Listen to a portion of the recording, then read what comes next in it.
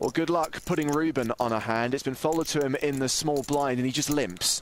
Okay, we have a wide range to begin with right now. King 6. Tandem win. The sunglasses go on. The flop is being dealt. It is king high. Good flop for win. And Ruben has checked. And Win makes a sneaky check back. He's got some kicker problems, so he checked back for pot control. Now with 130,000 in there, I don't expect any more checking.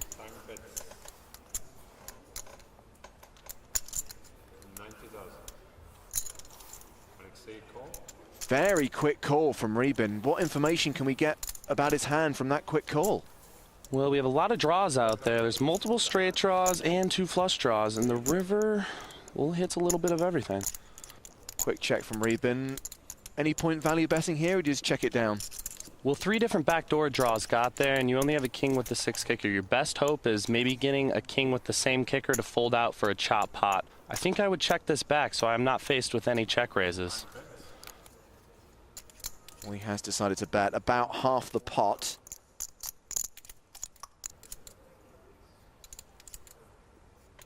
Now, Ruben's mulling it over. He might have a 10. He's not very fond of this river card.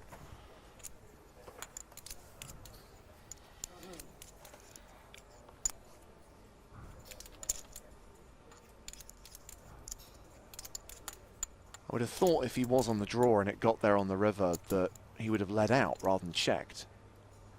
Yeah, so when he's facing the bet, I don't think he would have crunched his face like that unless he hit the draw.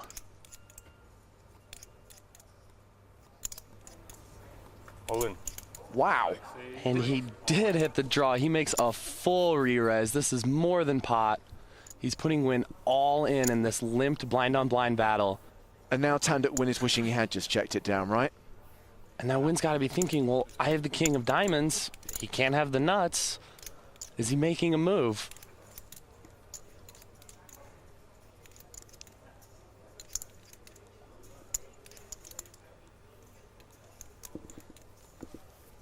Ruben with quite the acting skills there. He looked so distressed, like he was going to muck his hands, then he announced all in.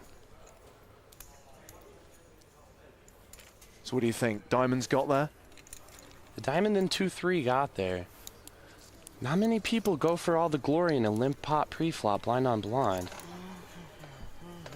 Oh, he's doing the fake comfortable act. Oh, a little wink. Oh, Win's double checking his cards. We usually think that's a fold. He can't call here with king 6, surely. This would be a pro call. Hello, Russia. Waving to the crowd. Just so casual.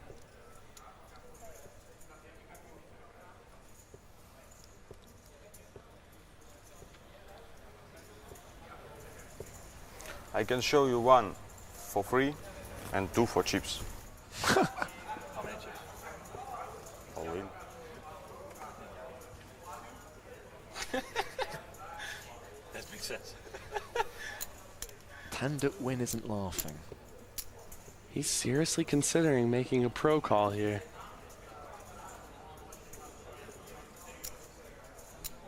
Check raise all in on the river.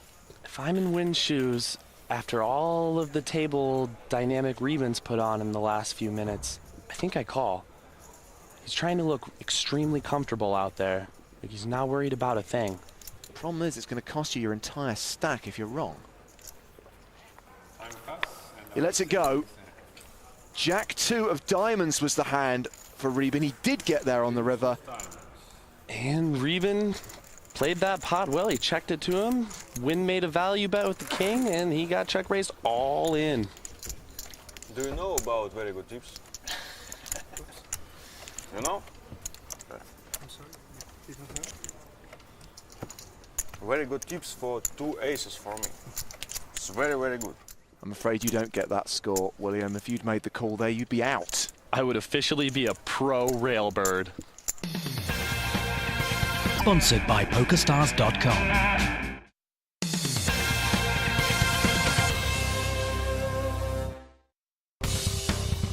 Welcome back to the European Poker Tour from glorious San Remo in Italy, where we're down to just 18 players. Latest man out is Turkey's Kadir Karabalou. Chip leader Michael Piper did the damage, and the rich get richer.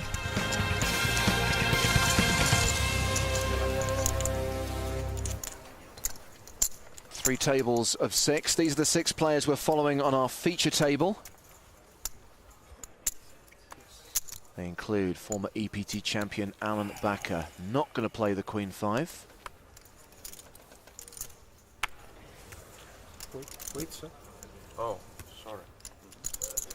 Looks like Ramon Cesari is going to play the Ace-6.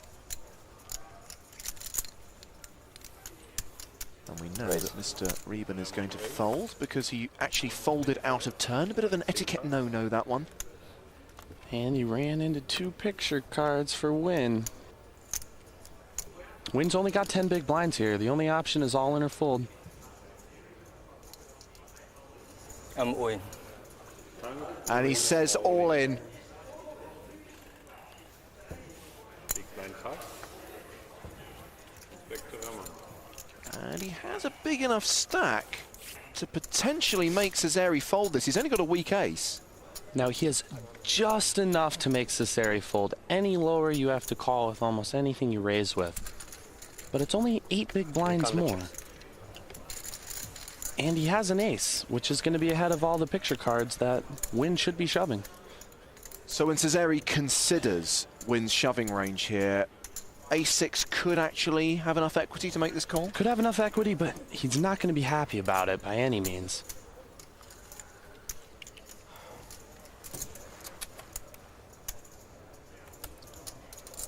Win shoving range should be any pair, any ace, 400,000 more. and maybe as light as Jack Queen and better.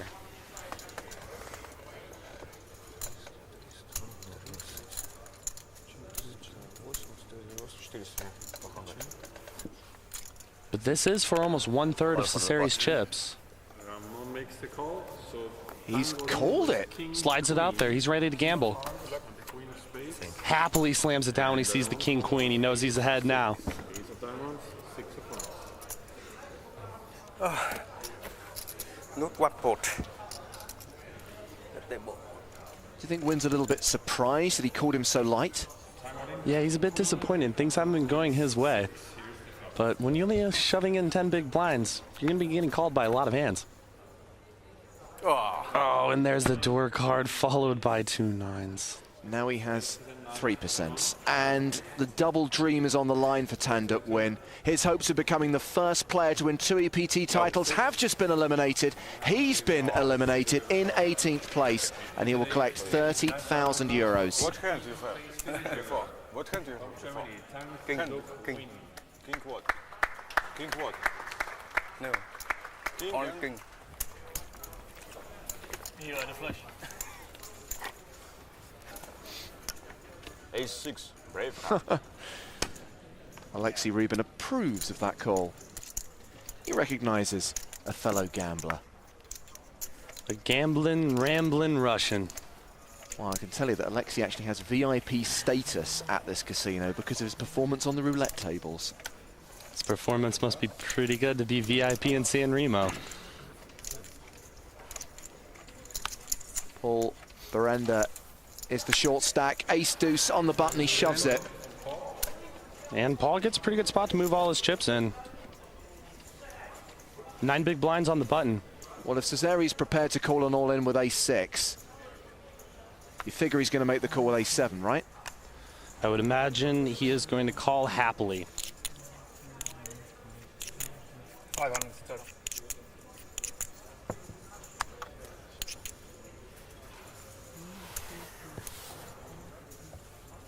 Again, it's pretty borderline hand.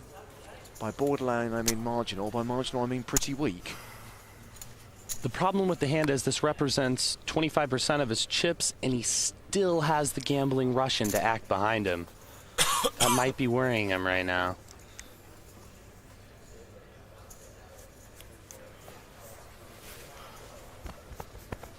He has made the call. Alexi folds. Diamond call, big blind pass. And So we have Verenda sees he has dominated, crushed. And this could be the end for the Dutchman. ace of spades, 7 of hearts. Berende really rooting for big cards on this flop. Maybe he can get a chop out of it. Here's the flop.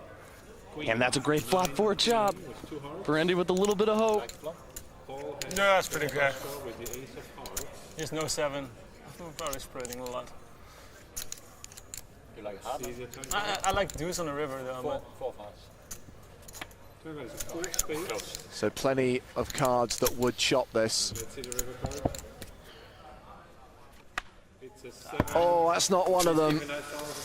Cesare hits his 7, and Berenda is sent to the rail. I'm playing when you came. Yeah. Good game. Good game. So we lose 2 players pretty quickly, Good game. Good luck, man. and we're down to our final 16.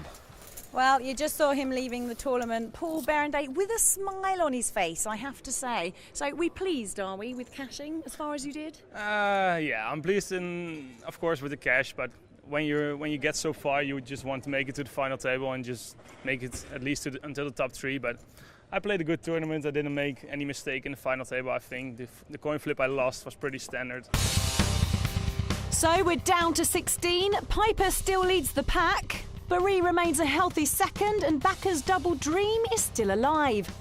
Tafer and Georgiev have the most work to do if they're to make the final table. Next time on the EPT, as night falls in San Remo, we play down to the final table of 8. 8 is one of the best callers. Very, very good now. Why all in? Why? Don't miss the action on the PokerStars.com European Poker Tour. How do you call a third of... I mean, what do you... Can I pay cash now?